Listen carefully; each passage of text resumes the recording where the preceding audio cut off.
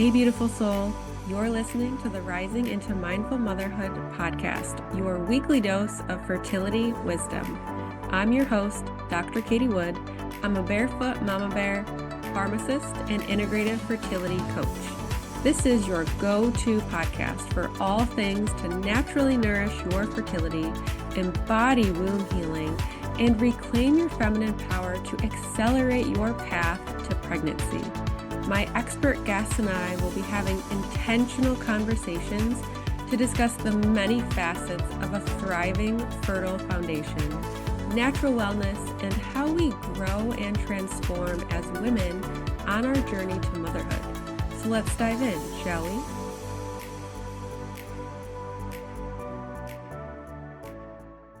I will let you introduce yourself, but everyone, this is my friend Mal. She is a clinical herbalist, and today we're going to be talking about how to safely support your fertility with herbs. So, hi Mal, welcome. Hey, thank you so much. I'm so glad that we have connected. I think what you do as work is so incredibly important. And so many mamas and mamas to be really, really need you, as you well know. So that is excellent. And hi, for those that don't know me, she said it. I'm Mel. I'm a clinical herbalist. I host the Herbalist Path podcast, which actually there'll be an excellent episode with Katie coming out tomorrow. So definitely catch that on all the podcast players. And I think I exist on this planet to talk a lot about herbal medicine and teach people how to use herbal medicine in a safe and effective way. And when it comes to that fertility journey, it really is a big picture perspective, right? Herbs are truly amazing, but some causes of infertility, herbs aren't able to address, like physical problems more often than not. But things like hormonal regulation, immune dysregulation, stress-related problems that might be leading to infertility, thyroid or adrenal disorders, herbs can really come in and be really, really helpful allies for you on that journey. But what it really comes down to is diet and lifestyle. Like, how many outside stressors are there? How can you alleviate some of the stress that is really poured upon each of us every single day, right? How can we do that? What's going into our diet? Are we nourishing our bodies well?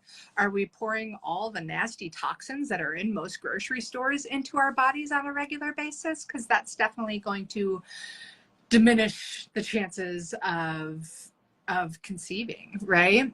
But when it does come to herbs, there are a few different categories we can really look to. And so when I like to help people with herbal remedies, we really look at herbal actions, the way an herb works on a body, right? So in this particular case, we're going to look for nutritive herbs. So nutritive herbs, you could turn to dong quai, which is also a great hormonal regulator. We could turn to red raspberry leaf, which will strengthen and tone the uterus and prepare you for a healthy pregnancy, as it also nourishes your body. We can turn to nettles, simple, abundant nettles to nourish the body. Because if we have that well-nourished body, we're going to be able to create a beautiful human being much easier, right? We also want to look to herbs that can support our nervous system. So these in general are called nervine herbs, and some of my favorites could be something along the lines of milky oat tops. So this is the same herb that comes from oatmeal, right? Or oatmeal comes from this herb.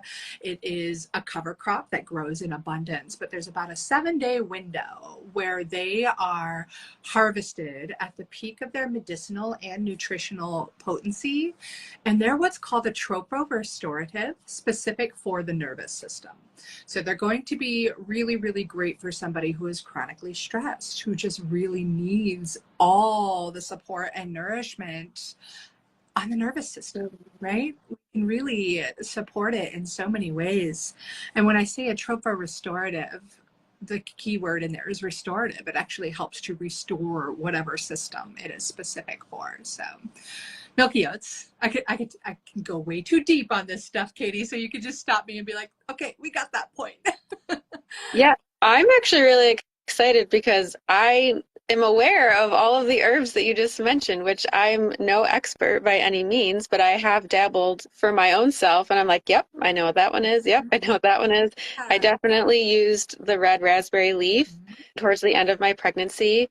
And I love that it's something that you can still use for your fertility, and it has multiple uses that you can intentionally use it for. And I think one thing that maybe people don't realize is that herbs do offer vitamins and minerals. Like, how Right. amazing is that?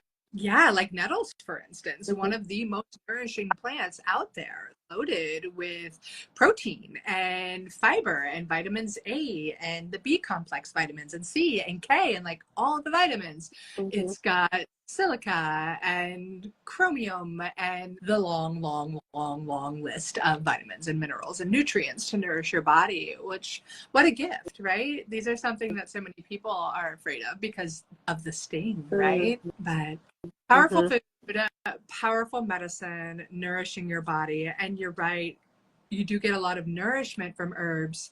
And I think another thing that people forget about with herbs is that you can get really strategic in thinking about what herb to work for a particular person, right? We can look at various symptoms happening in life and really match the right herb with that person or those symptoms or issues. And that's where they become really powerful, when you can do that matching and integrate the other lifestyle. Mm-hmm.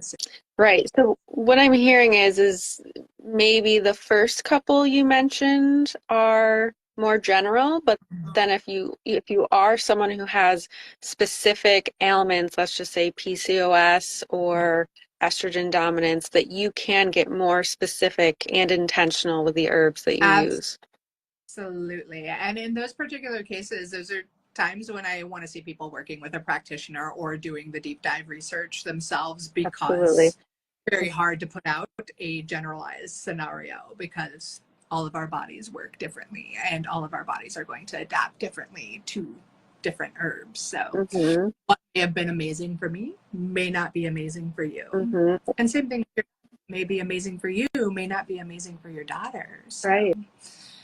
Yeah. I think, And yeah. what just crossed my mind is sometimes there are these pre-made herbal tea mixtures, but maybe if you are trying to target something more specific, that is when you would want to work with someone such as yourself who's more knowledgeable, that could make more of a custom blend.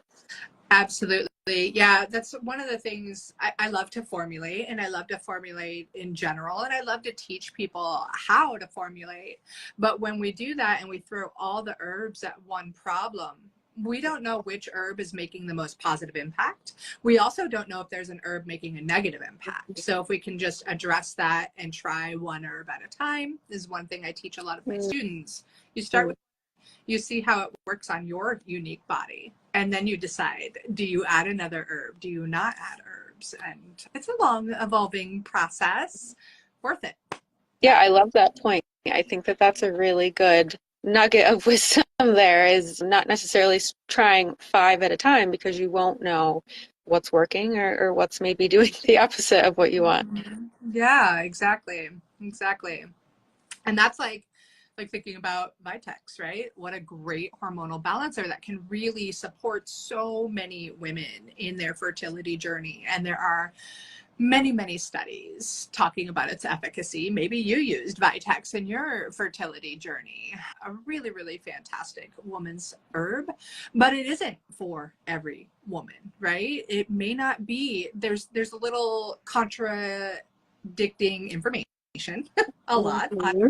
all over the place, but there are certain times you don't want to use Vitex. There are some people that are in the camp of use it during the first trimester to help prevent miscarriage, and there are other people that say don't use it at all in pregnancy. And there are studies that can go in both directions, which makes it really hard to determine, is it right?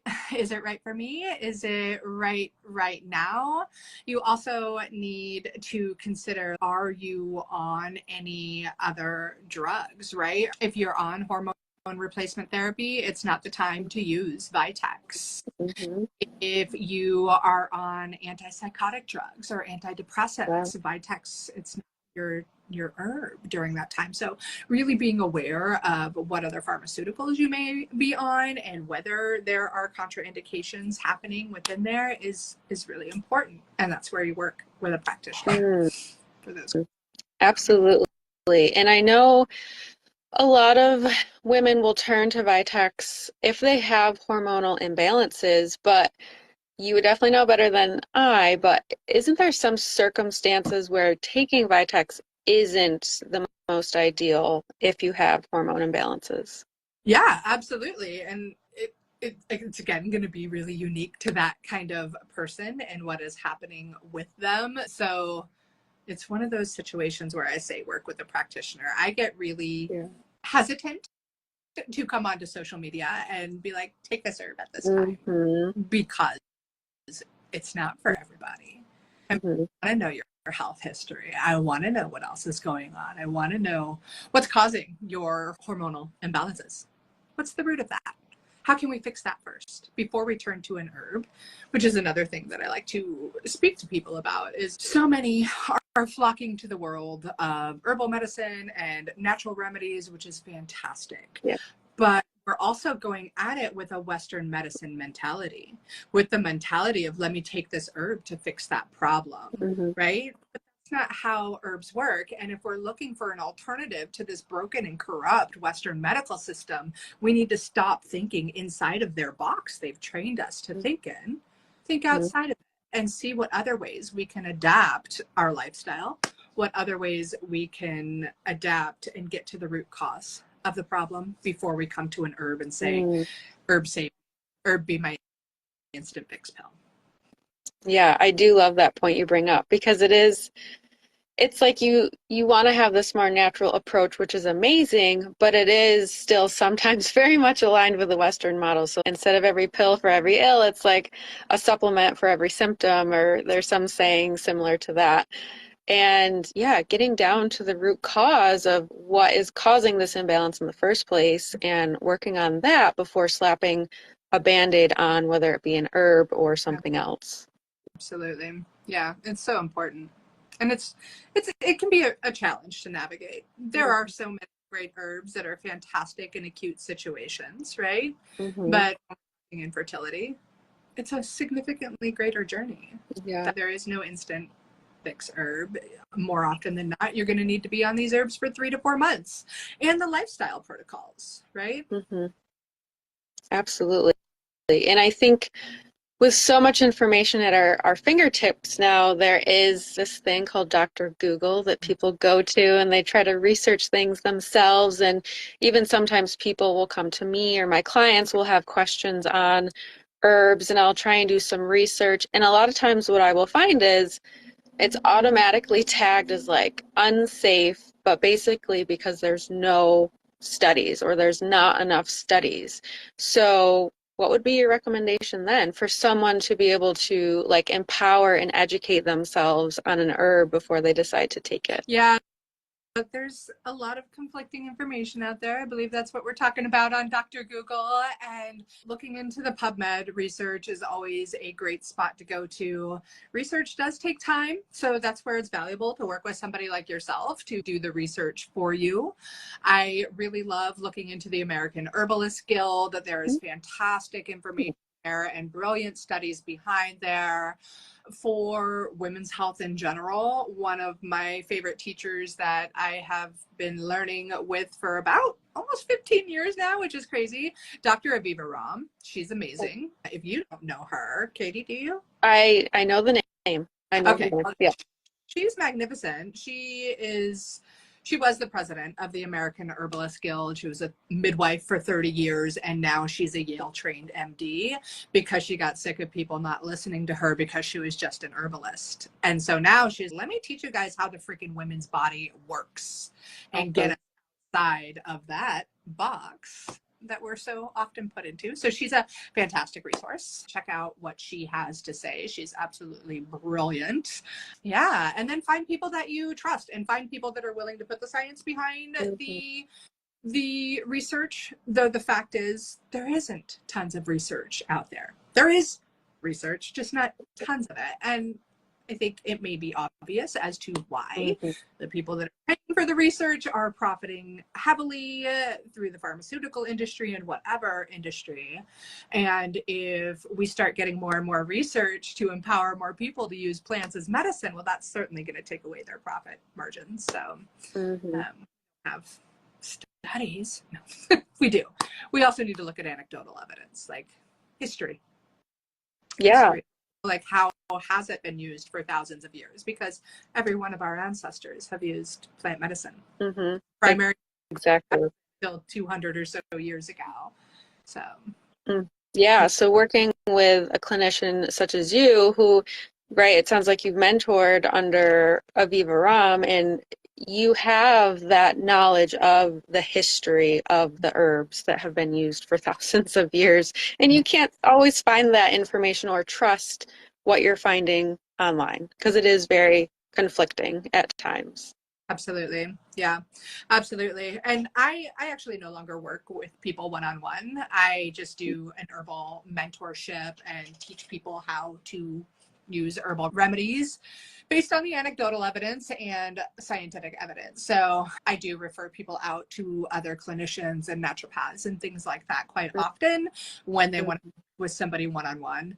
My MO now is to just empower people to have that insight and to educate them to really feel confident and safe in choosing the right remedies at the right time. So awesome. Yeah, tell me more about that program. Yeah, that one is Apothecary Mama, which I believe you're going to come teach in pretty darn soon.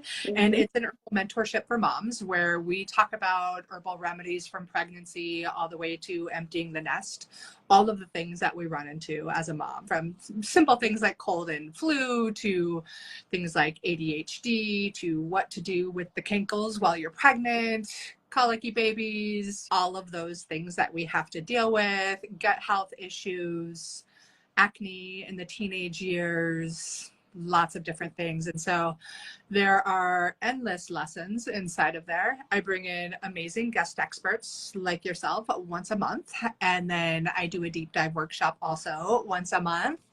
And then we do bi-weekly Q&As. And that's where we can get a little bit more specific for each individual, like what's happening in your life or your family and how you might look at choosing the right herbs or supplements to or lifestyle changes to help fix whatever it is that you need to talk about. Love that. Mel, thank you so much for just sharing these really helpful tips. So thank you for your time. Is there anything else that you want to share? I am just so excited that we got to connect over this. So thank you so much. Yeah, thanks. Have a great day. You too. Thank you so much for tuning in to the Rising into Mindful Motherhood podcast. If this episode resonated with you or gave you an aha moment, stop what you're doing right now and write a review. This simple act of kindness helps me get this podcast out to connect with as many women as I possibly can. I also have a special offer. If you send me a screenshot of your review, I will take $250 off one of my premium coaching containers. Let me know what resonated with you the most and why. So connect with me in my free Facebook community or tag me on Instagram. You'll find both listed below. Thanks again from the bottom of my heart for tuning in to this episode, and I'll see you next time.